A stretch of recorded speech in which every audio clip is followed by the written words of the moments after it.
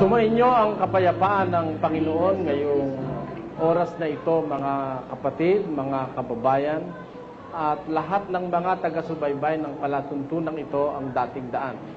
Muli po sa tulong ng Diyos, tayo'y naririto at umaasa kami na sa susunod na isang oras ay makapiling kayo sa isang malayang pag-aaral ng Biblia para sa kapakinabangan ng ating mga pagkatao sa kaligtasan ng ating mga kaluluwa. Ngayong oras na ito, patuloy po tayo sa ating ginagawang krusada ng pagbubunyag ng iba't ibang mga katiwalian sa pananampalataya. Nakita natin noong nagdaang linggo ang malaking pagkakamali ng mga nagsasabing magra-rapture daw noong Oktubre 9 at yun namang isa'y Oktubre 28.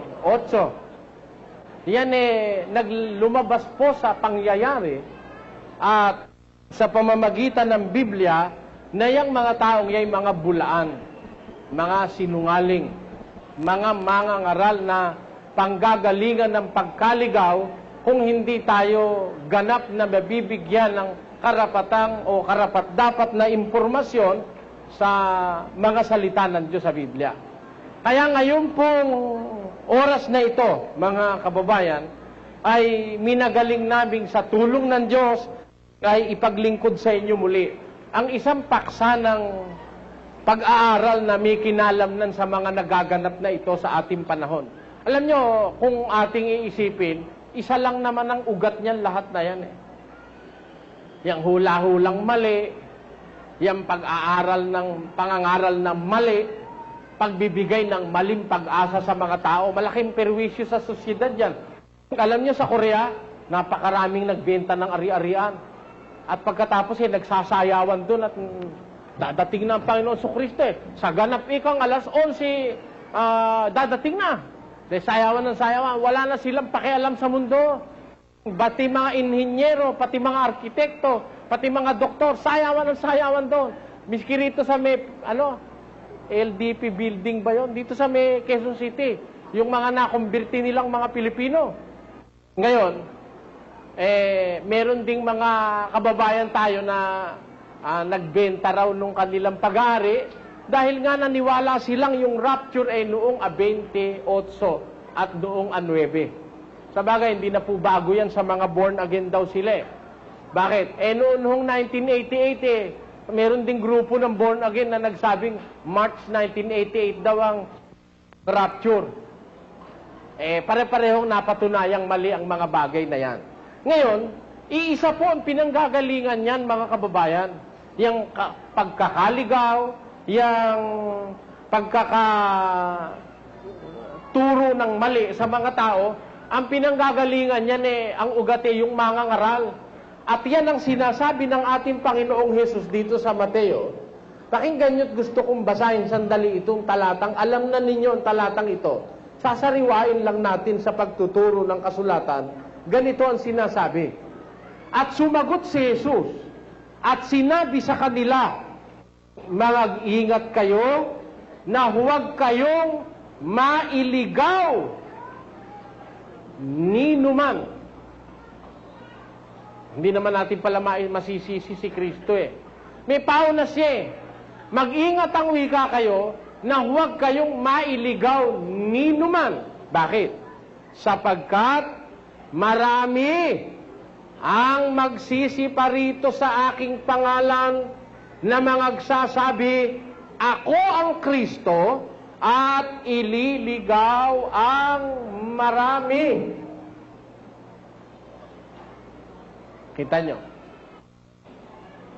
Kaya kung kayo aanib sa relihiyon, mga kapatid, mag-iingat kayo. Mga kababayan, bago nyo tanggapin ang isang samahan o ang isang mangaral, ingat muna, suriin nyo muna. Bakit ko sinasabi ito? Kasi may babala si Kristo. Mag-ingat kayo na huwag kayong mailigaw ni numan. Sapagkat marami ang magsisiparito sa aking pangalan. At ito'y totoo. Bagaman maraming mga propetang sinasabi ang mga tao na popular daw silang mga propeta, kagaya ni Baha'u'llah nung Baha'i Faith. Kagaya ni Zoroaster ng relihiyong Zoroastrianism. Kagaya ng iba't ibang mga kinilalang tao sa relihiyon. Ang totoo yung sinabi ni Kristo. Sa mga huling panahon, marami ang magsisiparito. Sa pangalan ni Zoroaster? Hindi. Sa pangalan ni Buddha? Hindi. Maraming magsisiparito sa aking pangalan, ang sabi ni Kristo. Kaya hindi ba ang katuparan ngayon yung nagkalat na yung mga born again daw sila? Mga matik-matik? Di ba?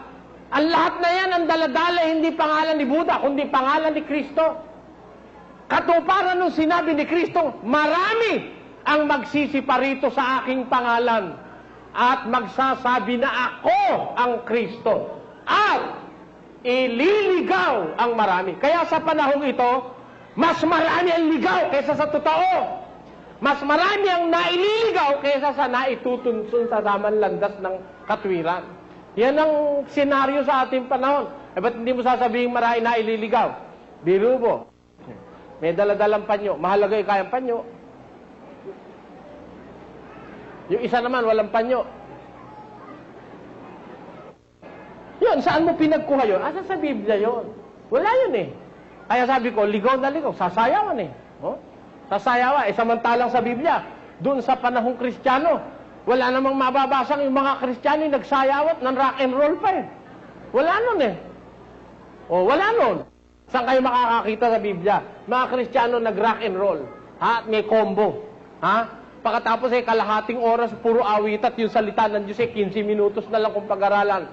Kaya ngayong umaga o ngayong hapon o ngayong kahit anong oras ninyo marinig, kahit marinig nyo ng gabi ang palabas na ito, aalamin po natin sa Biblia, mga kababayan, paano natin makikilala yung talagang mangangaral ng Diyos?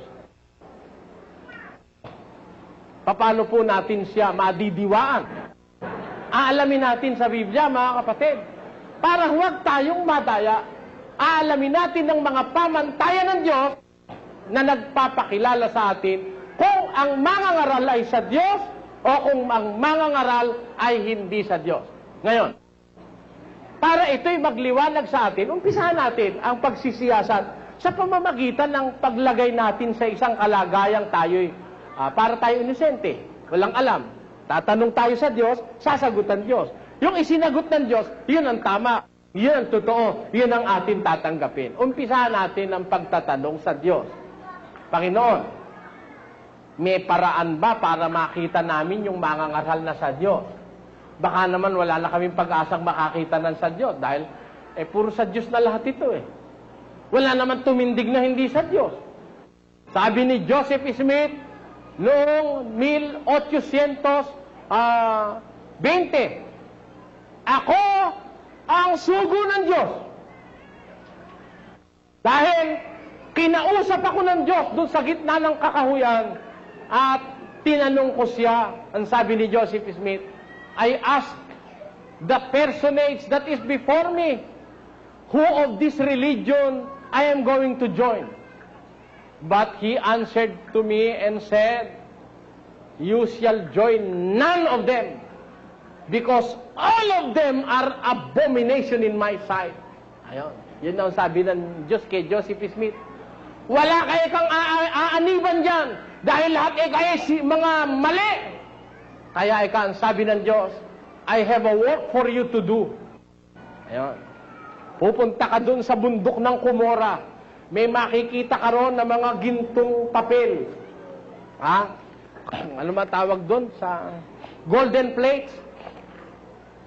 At may mga nakasulat doon na characters na kung tawagin ni Joseph Smith and Company ay Reformed Egyptian. Itatranslate mo yon at bandang huli yun ang magiging Book of Mormons. At ikaw ay magtatayo, ang itatayo mo ay ang Church of Jesus Christ of the Latter-day Saints sa shortcut Mormon. Ayun. Then, 1820, sinugo ng Diyos si Joseph Smith. Ngayon, ipinanganak naman si Mr. Manalo. Noon ding mga panahon 18, wala pang 19 noon 18 pa lang Ngayon, noong 1913, lumitaw ngayon si Ginoong Manalo na siya naman ang sugo ng Diyos. Kaya magkakompetensya na ho sila ni Joseph Smith. Teka muna, may nakalimutan tayo. Doon pala sa Amerika, nag-aagawan na pala noon sa panahon na yun si Joseph Smith at saka si Charles Taze Russell ng Saksi ni Jehovah. Sabi naman ni Russell, siya raw ang sinugo ng Diyos para ipangaral sa buong mundo ang pangalan ng Diyos at ang pangalan niya ni Jehovah. Wala nang iba. Kaya alam nyo, agawan na agawan yan Ngayon tayo hindi makikipag-agawan, mga kababayan. Ang layon ko, kaya ko binubuksan ng pag-aaral na ito sa inyo para mabigyan tayo ng isang pananaw na magmumula sa Diyos. Kung kikilala tayo sa mga ngaral, talaga kayang ito dapat kong kilalanin. Ang mga ngaral na ito kaya ay sa Diyos. Ang tanongin natin ng Diyos, meron bang paraan, Panginoon, para makilala namin yung sa Diyos na mga ngaral? O baka walang sa Diyos? Baka puro naman sa Diyos, kagaya nung iba. Sabi kasi nung iba, kung pareho lang sa Diyos yan. Kumbaga ikaw sa parang Christmas tree yan. Sa baba malaki, iba-ibang puntos. Pagdating ikaw sa dulo, isang point, andun na ikaw ang Diyos. Kaya lahat yan ikaw papunta sa Diyos. Kumbaga ikaw pupunta ka sa Maynila, dumaan ka sa MacArthur Highway, dumaan ka sa Super Highway, dumaan ka sa International Highway, makakarating ka ng Maynila. Ganun ang paniwala na iba, puro raw sa Diyos yan. Ngayon, pare-pareho lang naman ika ang Diyos na ating sinasamba, sabi naman nung iba. Ako naman, hindi ako makapaniwala ron, pagpauman ninyo. Hindi ako makapaniwalang pare-pareho ang ating Diyos at pare-pareho tayo papunta sa Diyos. Bakit? Tingnan ninyo, bibigyan kayo halimbawa. Tanungin mo sa Badista, kayo ho, ba't ho kayo hindi kumakain ng baboy kaya sarap-sarap ng lechon ni Ando? Aba, bawal ng Diyos ang baboy. Karumal-dumal nga. Ayun ang sagot ng Sabadista. Sa mga kapatid, yung Diyos ng Sabadista, bawal ang baboy doon. Ayan. Punta ka ngayon sa Katoliko. O, kapatid na Katoliko, ba't naman ikaw? Yung Sabadista ayaw kumain ng baboy, ikaw naman puro baboy ang ulam mo, araw-araw. Bakit masama ba baboy? Sabi ng Sabadista, masama. Hindi ka, walang bawal sa Diyos. Sabi ikaw ng Diyos, lahat ng makakain, kainin. Iba naman ang Diyos ng Katoliko. Dahil yung Diyos ng Katoliko, lahat ng pwedeng kanin, kakanin mo. Kaya nga pati bayawak di ba? Subukan mo nga sa Sabadista kung kainin yung bubuli. Pwede ba yun? Sa Sabadista, karumal-dumal yan. Kaya doon lang sa punto na yun, magkaiba yung Diyos ng Sabadista at saka ng Katoliko. Eto pa isa. Tanungin mo doon sa isa, ano bang araw ang pagsamba? Sabado ika. Yan, Sabado ang pinabanal ng Diyos. Ang Diyos ang may utos na Sabado pagsamba. Punta ka sa Iglesia ni Cristo. Ano ba araw pagsamba? Huwebes at saka Linggo. Hindi mo ba pwede Sabado? Hindi ka. Ang utos ng Diyos ay Linggo. Saka Huwebes. Yun naman ay kang Huwebes, napagkaisahan namin yun. Ang tanong ko sa inyo, eto ang tanong ko, pareho ba ngayon ang Diyos ng Iglesia ni Cristo at ang Diyos ng Sabadista? Hindi. Bakit? Yung Diyos ng Sabadista, bawal ang baboy, bawal ang talangka, bawal ang alimango, bawal ang walang kaliskit, bawal ang alamang. Maraming bawal. Pero yung Diyos naman ng Katoliko, walang bawal. Wala, basta makakain. Kakainin mo. Ganon din ang Iglesia ni Cristo. Iba naman ang Diyos ng mga charismatic. Bakit? Bawal ng Diyos magsigarilyo. Sabi ng mga charismatic. Sabi naman ng Iglesia ni Ginoong Manalo, hindi bawal ang sigarilyo. Walang nababasa sa Biblia bawal ang magsigarilyo. Basahin mo nga may bawal sigarilyo. Naisip ko tuloy, wala ring mababasa sa Biblia bawal ang magsyabu. Baka kaya libre rin ang syabu sa kanila. Dahil walang mababasa bawal ang syabu. Dahil wala yung syabu sa Biblia. Wala yun. Ganon ang katwiran na iba. Kaya dyan, makikita nyo, mga kababayan, hindi totoo pare-pareho Diyos natin Hindi totoo. At hindi totoo, papunta tayo lahat sa Diyos. Ngayon, alin ang totoo? Panginoon Diyos, gusto naming makakita ng mga ngaral na totoo. Ng mga ngaral na kagaya ng mga apostol. Kagaya ng mga propetang si Jeremias, si Isaiah, si Habakuk, lahat ng mga propetang dakilang mga ngaral ng Diyos na hindi nagsisinungaling sa tao, sa katotohanan. Gusto naming makakita. Panahon namin panahon ng mga manluloko. Ito pong panahon natin panahon ng mga panggagancho, panahon ng mga pagliligaw ayon sa Biblia, panahong mapanganib. May pag-asa pa ho ba kami makakita ng mga ngaral na sa Diyos? Ano ang sagot ng Diyos? Pakinggan nyo sa isang talata ng unang Juan, sa Kapitulo 4, versikulo 1, ganito ang ating mababasa. Mga minamahal, huwag kayong magsipaniwala sa bawat espiritu. Sino po ang nagsasabi ng talatang ito? Ang nagsasabi ang alagad na si San Juan. Ang kausap ang mga kapatid sa loob ng katotohanan. Ang sabi ni San Juan, mga minamahal, huwag kayong magsipaniwala sa bawat espiritu, kundi inyong subukin ang mga espiritu kung sila'y sa Diyos. Sapagkat maraming nagsilitaw na mga bulaang propeta sa sanlibutan. Ang tanong natin, Diyos, may pag-asa pa po ba kaming makakita ng tama, ng totoong mga ngaral, hindi plastic, hindi manluloko? Ang sagot, mga minamahal. Sabi niya, huwag kayong magsisipaniwala sa bawat espiritu. Masama yung paniwalain. Masama yun. Sabi sa Biblia, mga minamahal, ito'y admonition na nanggagaling sa isang nagmamahal na mga ngaral ng Diyos na si Juan. Ang sabi ni Juan, mga minamahal, huwag kayong magsisipaniwala sa bawat espiritu, kundi inyong subukin ang mga espiritu kung sila'y sa Diyos. May pag-asa pala naman tayo makakita na sa Diyos Meron ba? Meron. Sabi subukin ninyo ang mga espiritu kung sila'y sa Diyos. Bakit? Sapagkat meron pala naman dahil kaya tayo susubok Sapagkat maraming nagsilitaw na mga bulaang propeta sa sanlibutan. Kaya hindi basta dampot ka lang ng dampot. Bakit? Maraming lumitaw Kung ang madampot mo yung bulaan, kawawa ka. Kaya ka pinasusubok. Ha? Pinaglilibot ka. Kagaya nung ginawa ko nung araw. Nakinig ako sa saksi ni Jehovah. Nakinig ako sa pare. Kaibigan ko pa nga si Padre Reyes doon sa Film Life Parish Church nung araw. Tapos, nakinig ako sa Iglesia ni Cristo. Nagbasa ako ng iba't ibang libro ng relihiyon. Bago ako nagdesisyong sasama sa samahang ito, kumbaga sa kawikaan Tagalog nagsunog muna ako ng kilay.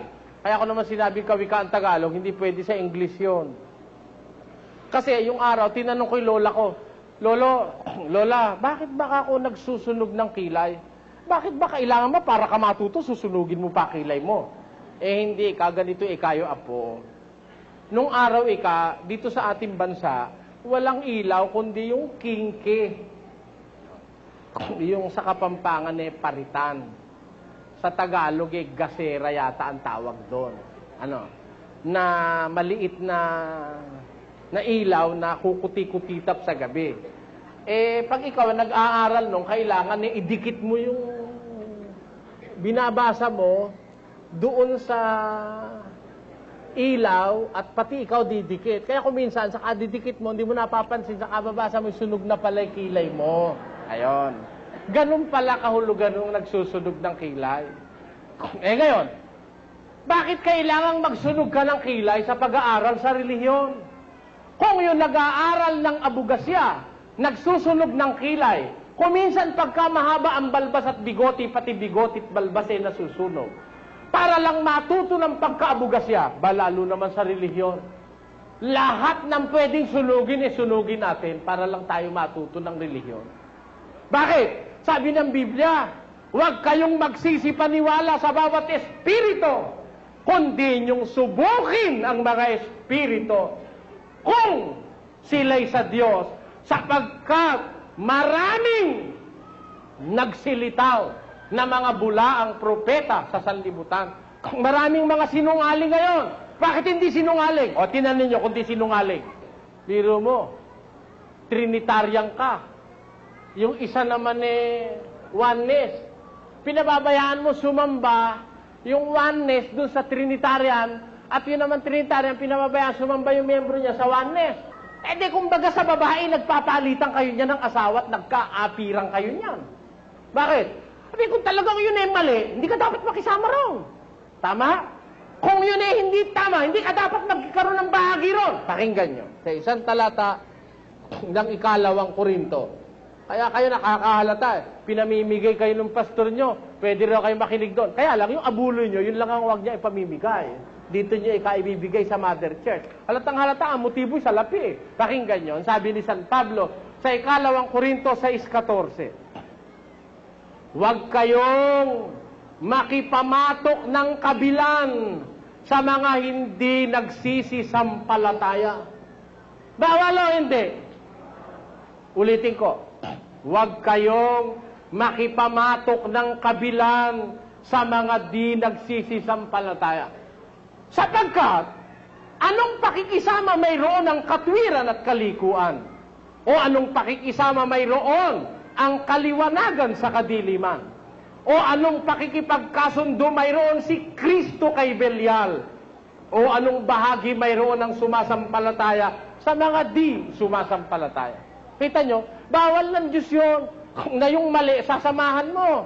Etong mga pastor ngayon, pwede kayong mag-apiran. Pwedeng sumambaron. Yung sinasabi nilang ecumenism, na pwede kang dumalo ron. Mali ang pananampalataya nun, sabi ng pastor mo. Sabi naman ng iba, yun naman ang mali. Sabi naman ng isa, yun ang mali. Ba't kayo nagpapalitan ng ganon? Mali yun. Kung tama, tama lang. Bakit ganon? Kasi hindi naman mahal yung miyembro nila. Ang mahal lang sa miyembro nila ay pera. Kaya ang sabi, pwede kayong dumalo sa other Christian groups. Pero mga kapatid, yung abuloy nyo, love opening, dito sa atin yung ibibigay. Di halatang halata. Kita nyo, natatawa yung mga charismatic na dating charismatic. Alam na alam nila.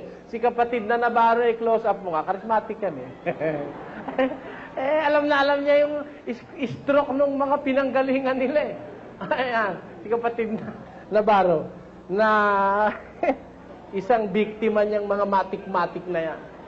Ano ibig ko sabihin sa inyo mga kapatid? Kaya sabi ng San Juan, huwag kayong maniniwala sa bawat espiritu. Subukin nyo mga espiritu kung sila'y sa Diyos. Bakit? Maraming lumitaw na mga bulaang propeta sa sanlibutan. Maraming manluloko ngayon. Maraming bulaan. Maraming sinungaling. Ililigaw ang konti.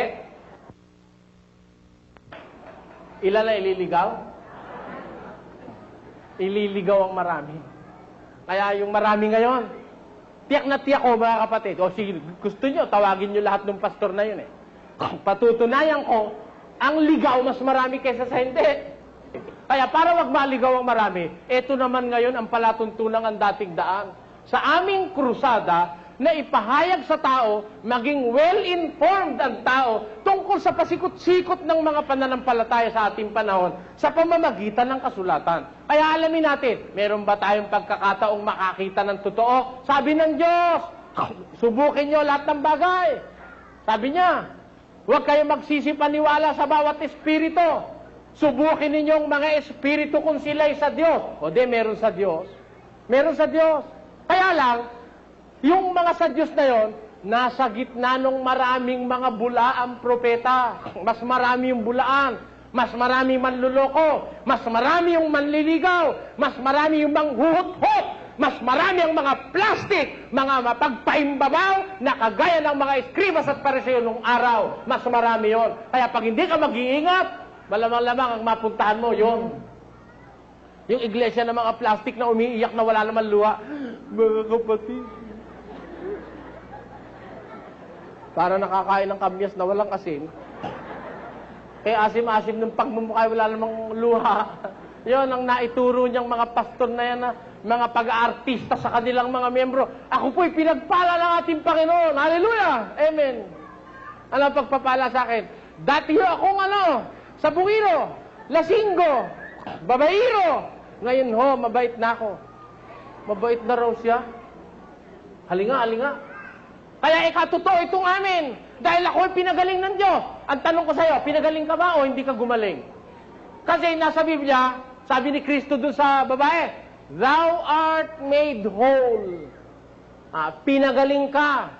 Kumbaga, kung talagang kukunin mo essence ng salita, Thou art made whole. Kumbaga, binuo ka uli.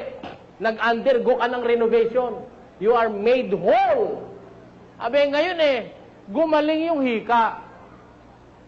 Pero, manluluko rin. Naalis yung sakit ng ulo. May bunin naman. Nang sabihin ni Kristo dun sa babae, pinagaling ka ng iyong pananampalataya. Walang masama ron. Magaling na lahat yung buong pagkatao nun. Pati puso, pati isip, pati underarm alarm. Tanggal na lahat yan.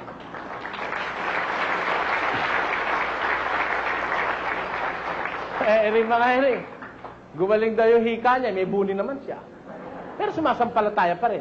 Kasi nga ho'y biktima ng panluloko ng mga taong masasama. Kaya tayo nag-aaral, alamin natin. Maraming mga mangaral ngayon, pero ang sabi ng Biblia, yung marami, manluloko. Maraming nagsilitaw na mga bulaang propeta sa sanlibutan. Subukin ninyo kung alin ang sa Diyos. Merong sa Diyos, pero mas marami yung hindi sa Diyos. Ang tanong natin ngayon sa Diyos, paano namin malalaman? Mas marami yung hindi sa Diyos. Paano namin malalaman yung sa Diyos? Ang sabi, subukin ninyo ang mga espiritu. Ayon. Yung aral, yung espiritu, yung katwirang daladala, susubukin mo para malaman mo yung sa Diyos. Bakit? Sapagkat kung hindi mo susubukin, at ikaw tatango na lang ng tatango. Amen. Kaya bago kayo aamin, bago kayo papalakpak, iisipin nyo, kung yung sinasang-ayunan ninyo ay nasa Biblia pa, pamumusong na sa Diyos. Sapagkat yung ministro ay nag-umpisa ng pamumusong. Umamen ka! Paulo kayo pusong ayon sa Biblia. Pakinggan nyo, sa isang talata ng Kawikaan, ganito ang sinasabi sa 29, mga kababayan, sa versikulo 12. Kung ang puno ay nakikinig sa kabulaanan, lahat niyang mga lingkod ay masasama. Kita mo, maiiwasan mo ba yon? Pagka ang puno nakikinig sa kabulaanan, ang puno naniniwala sa kasinungalingan, lahat niyang lingkod na susunod sa kanya, pawang masasama. Sino may sabi nun? Hindi ako. Hindi ko kayo hinahatulan. Kaya lang pag napatunayan yung puno mo'y kasinungalingan ang sinasabi, umaamin ka, pareho na kayo ng puno mo. Nadadamay ka sa puno. Doon natutupad yung sinabi ni Kristo sa Mateo, Kapitulo 15, versikulo 14. Pakinggan nyo, mga kababayan. Pabayaan ninyo sila. Sila'y mga bulag na taga-akay. At kung ang bulag ay umakay sa bulag, ay kapwa sila mga huhulog sa hukay. Yun ang malagim na sasapitin ng tao. Biro mo, bulag yung pastor mo. Bulag ka rin. Kahit ano sabihin ni amen ka ng amen. Kaya sabi ni Kristo, pag bulag ang umaakay, bulag ang inaakay, kapwa sila mahulog sa hukay. Halika rito kapatid, kanan. Amen. Kapatid, diretso. Amen. Diretso kapatid. Amen. Hukay na pala yun ganun ang ginagawa ngayon sa atin ng mga pastor Inuuto tayo Alam nyo, maraming nauuto ngayon, mga kababayan, lumalabas uto-uto. Bakit? Mga kapatid, taas ang kamay. Taas naman. Sumayo tayo. I got a Christian spirit down in... Sasayaw ka naman. Upo, mga kapatid. Upo ka naman. Luhod, mga kapatid. Luluhod ka naman. O, tumawa nga ika kayo? Tawa na naman. O, kayo ba, mga masasaya ba kayo? Oo. May mga pera ba kayo? Oo. Pinagpala kami ng Panginoon. Pinagpala tayo. Tayong lahat mayayaman. Oo. Wala po ba yung isa? Aba, hindi naman gano'n. Mag-isip kayo bago kayo. Kababayan ko, mga kababayan ko Pilipino, matagal na tayong ginawang object of ridicule niyang mga manlulokong mangaral. Matagal na tayong ginawang mga parang payaso na kung gusto tayong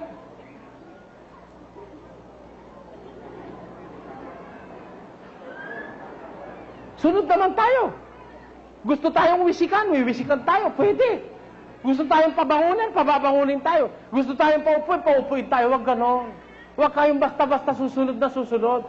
Aalamin muna natin kung nasa Biblia. Sapagkat kawa-awa tayo. Pagka bulag ang umaakay, bulag ang inaakay, kapwa mahulog sa hukay. Pag hiningi yung ikapo, bibigay ka naman. Humingi ng labo piling, bibigay ka naman. Humingi ng pambayad sa kuryente, bibigay ka naman. Humingi ng pampatrikula ng anak, bibigay ka naman. Lahat na lang ay hinihingi sa'yo, bigay ka ng bigay. Hindi masama yang magbigay kung ang tagbibigay mo'y kasang-ayon ng kasulatan. Pero baka ginagawa ka lang pala bigasan ng pastor mo. Wala naman kasi sa Biblia yung mid-year anniversary. Meron ba nun? Na mga kapatid, anibersaryo ng pagkatatag ng ating iglesia sa 27 ng Hulyo ay 20 taon na ang ating iglesia. Kaya meron tayong isang malaking pagtitipon at doon ay mag-aabuloy tayo sa ikaluluwalhati ng Diyos. Saka nakakita sa Biblia, pag may anniversary, may abulo yan. Meron ba nun? O sige, kahit isang sitas lang pakita mo. Ako naman pag may sitas, amen. Yuko ang ulo ko pag may sitas. Pagka wala, inimbento lang ng pastor. Saan mo ako mababasa yung hinihingi yung abulo yan ng Webes sa Biblia? Sabi ko doon sa pastor na Iglesia ni Cristo, wala sa Biblia yun. Napagkaisahan namin yun. Bakit kami nagkaisa? Meron kang utos ang Diyos na magkaisa kami. Binasa. Babasahin ko rin. Eto, sabi. Yun daw abulo yan ng Webes, napagkaisahan daw nila, sabi ng pastor na Iglesia ni Cristo. Saan may kumuha kayo ng batayan? Binasa ito. Babasahin ko. Katotohanang muling sinasabi ko sa inyo, kung pagkasunduan ng dalawa sa inyo sa lupa, ang nauukol sa anumang bagay na kanilang hihingin, ay gagawin sa kanila ng aking Ama na nasa langit. Ayan. Sabi ni Kristo, kung pagkasunduan ng dalawa sa lupa, ang tungkol sa anumang bagay na hihingin, gagawin ng Ama sa langit. Kaya kami nagkasundo, nahihingi kami ng abuloy pag Huwebes. O ano masama yan? Sabi ko, ang tanong ko sa iyo, kapatid, kasagot-sagot mo naman sa akin yung ministro doon sa liko, huwag mo ako tawagin kapatid. Hindi ka tayo magkapatid. O sige, payag na ako. Ang tanong ko kako sa iyo, kaaway. Yung sinabi ni Kristo, na kung pagkasundoan ng dalawa o tatlo sa inyo sa lupa, ang tungkol sa anumang bagay na hihingin, gagawin ng Ama sa langit. Kanino hihingin? Kanino hihingin? Magkakasundo yung mga mangangaral na hihingi. Kanino hihingin? Hindi ligaw yung tao. Hihingin, hiningi sa tao. Basahin nga natin kung kanino hihingin. Basa. Muling sinasabi ko sa inyo na kung pagkasunduan ng dalawa sa inyo sa lupa, ang nauukol sa anumang bagay na kanilang hihingin, ay gagawin sa kanila ng aking Ama na nasa langit. Kanino hihingin yung pagkakasunduan? Hihingin sa Ama. Ang ginawa ng Iglesia ni Cristo, hiningi sa miyembro yung abulo ng Huwebes. Ligaw ba o hindi? Ligaw. Maling pakahulugan. Ang tinutukoy ni Cristo, pagkakasunduan ng dalawa, tatlo na hihingin, hihingin sa Ama. Alin ba yung hihingin? Yung patawad sa kasalanan, yun ang hihingin. Katunayan, tuloy natin. Sapagkat kung saan nagkakatipo ng 2 o 3 sa aking pangalan ay naroon ako sa gitna nila. Nang magkagayo lumapit si Pedro at sinabi sa kanya, Panginoon, makailang kung magkakasala ang aking kapatid laban sa akin at siya aking patatawarin. Hanggang sa makapito, sinabi sa kanya ni Jesus, hindi ko sinasabi sa inyong hanggang sa makapito, kundi hanggang sa makapitong pito. Ang tema ng pag-uusap dito, yung pagpapatawad sa kasalanan. Kaya kung pagkasunduan ng 2, 3, ang hihingin sa Ama, ang isa ron yung pagpapatawad sa kasalanan. Sa Ama hihingin, ipagkakalobe ka ng Ama sa langit. Ang katunayan yan, pakinggan nyo, sa unang Juan, ganito ating mababasa. Sa Kapitulo 5 at versikulo 16, at kung makita ng sino man ang kanyang kapatid na nagkakasala ng kasalanang hindi ikamamatay, ay idalangin siya at bibigyan ng Diyos ng buhay na ukol sa nagkakasala ng hindi ikamamatay. May kasalanang ikamamatay, hindi tungkol dito ang sinasabi ko na idalangin niya. At kung ating nalalaman na tayo dinidinig niya sa anumang ating hingin, ay nalalaman natin na nasa atin ang mga kahilingan sa kanya ating hinihingi. Ayun. Ang tinutukoy na ihihingi mo sa Ama, yung patawad ng kasalanan ng kapatid, yung pabor sa kapatid. Nung pakahulugan na ng Iglesia ni Cristo, hihingin sa Ama, ang ginawa, hiningi sa miyembro, abulya ng Webes. O paano ngayon yun? Yan ang sinasabi ko. Yan ang sinabi ng Biblia. Mag-iingat kayo. Sa bawat espiritu, huwag kayo maniniwala. Subukin ninyong mga espiritu kung sila'y sa Diyos, sapagkat maraming nagsilita ng mga bulaang propeta sa sanlibutan. O meron palang sa Diyos, paano mo malalaman yun sa Diyos? Malalaman mo ba yun sa bunganga ng mga ngaral?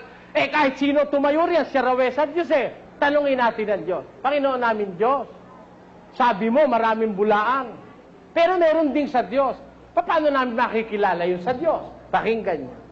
Sa isang talata ng 2 Korinto, Kapitulo 10, versikulo 18, ganito ang pahayag ng apostol na si San Pablo. Sapagkat hindi subok ang nagtatagubilin sa kanyang sarili, kundi ang ipinagtatagubilin ng Panginoon. Ano ang sabi ng Biblia? Hindi subok yung nagtatagubilin sa kanyang sarili, kundi ang ipinagtatagubilin ng Panginoon. Hindi pwedeng kung sinabi niya, man of God, maniwala ka na agad. Hindi subok yon na ipinakikilala yung sarili niya. Hindi subok ng nagtatagubilin sa kanyang sarili. Sino yung subok? Yung ipinagtatagubilin ng Panginoon. Kaya, yung tagubilin ng Diyos, yung rekomendado ng Diyos, yon ang subok. Hindi yung inirirekomenda ng kanya sarili. Maniwala kayo sa akin, ako yung man of God. Maniwala kayo, ako yung sugo ng Diyos. Sabi ni Manalo, ako ang ibong mandaragit. Ako ang anghel sa sikatan ng araw. Ako. Agawan sila ng agawan doon. Ganun ba? Ang paniniwalaan natin, yung ipinagtatagubili ng Diyos. Ang tanong, Diyos, ano ba yung subok na ipinagtatagubilin mo? Paano ba makikilala yung subok na ikaw ang nagtatagubilin? Basa, 2 Timoteo 2:15, ganito ang sinasabi ng kasulatan. Pagsikapan mong humarap na subok sa Diyos, manggagawang walang anumang ikahihiya, na gumagamit na matuwid ng salita ng katotohanan. Ayun ang subok. Gumagamit na matuwid ng salita ng katotohanan. Kung gumamit ng Biblia, matuwid. Hindi paggamit na baluktot. Nakabasa ka. Ang nananalangin, itaas ang kamay. Anong ginawa mo? Iinagay mo yung kamay mo. Matuwid ba paggamit mo? Hindi. Ang nakalagay, iunat ang kamay. Ginawa mo naman, hindi mo inunat, nagwawagayway ka. May dala pang panyo. Saan nakita yon? Ang sabi sa Biblia, iunat ang kamay na banal. Ang ginawa mo na, iwinagwagayway mo. Mali yun eh. Ang sabi, pagsikapan mo humarap na subok sa Diyos, manggagawang walang anumang ikahihiya na gumagamit na matwid ng salita ng katotohanan. Kaya yung paggamit, doon tayo magiging curious. Kaya aalamin natin sa Biblia, paano kung gamitin ito? Yung subok na maaaral, kung gumamit matwid, ginamit ito ni Joseph Smith, ginamit ito ni Ginoong Manalo, ginamit ni Charles Taze Russell ng Saksi ni Jehovah, ginamit ni Ellen G. White ang Biblia ng Sabadista, ginamit din ito ng mga paring Katoliko. Lahat ng mga ngaral gumagamit nito. Aalamin natin, sino ang gumagamit nito ng matwid na paraan ng paggamit. Alamin natin nga. Gusto nyo, umpisahan natin? Sa susunod po natin pagtatanghal, umpisahan natin ang Mormons. Ginamit kaya ni Joseph Smith ang Biblia, ang matwid na paraan ng paggamit ng Biblia, ng kasalita ng katotohanan? Kasi yun ang subok sa Diyos eh. Kung gumamit, ginagamit na matwid ang salita ng katotohanan. Umpisahan natin sa Mormons. Ito po'y kahilingan ng ating mga regular listeners. Magabang kayo, magmumula sa susunod na Lunes, atin pong pag-aaralan ang mga kabalakyutan ng Church of Jesus Christ of the Latter-day Saints o Mormons na itinayo ni Joseph Smith.